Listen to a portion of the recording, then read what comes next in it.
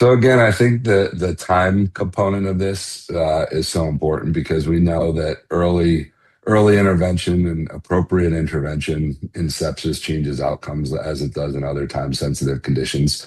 The flip side of that is that it can also be part of what makes this so challenging and part of what makes it that we get some folks on the wrong train, to use Chris's analogy.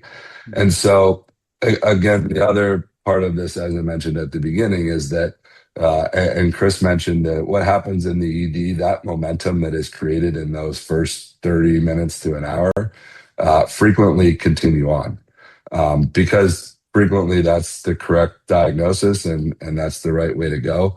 But it's often frequently difficult to then pivot and change directions.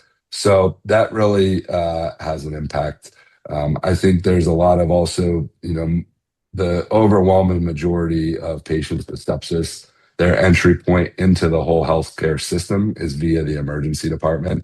So there's certainly a particular focus on what happens in the ED.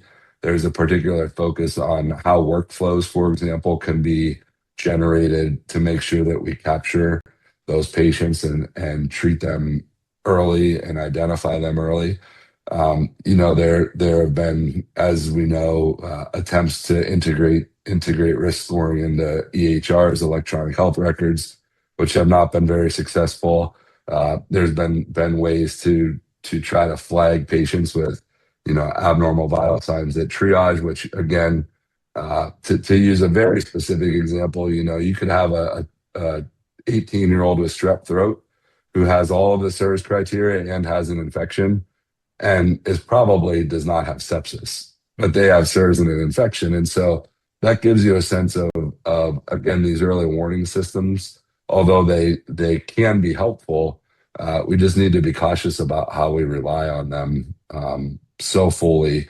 And I think, again, both Chris and I have mentioned, but there's a huge opportunity for diagnostics and improved diagnostics in this space, because if we can find diagnostics that very early on identify who those patients are that are really at risk for sepsis, just like we do screening EKGs that tell us, okay, we either need to press the gas on moving forward with this patient, or we can do a little bit more evaluation.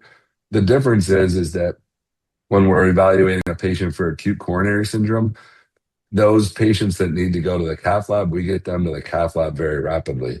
The other patients, we don't really have a time measure for the other patients who are evaluating. So we can take a breath and we can look at those patients and figure out a little bit better what's going on with them.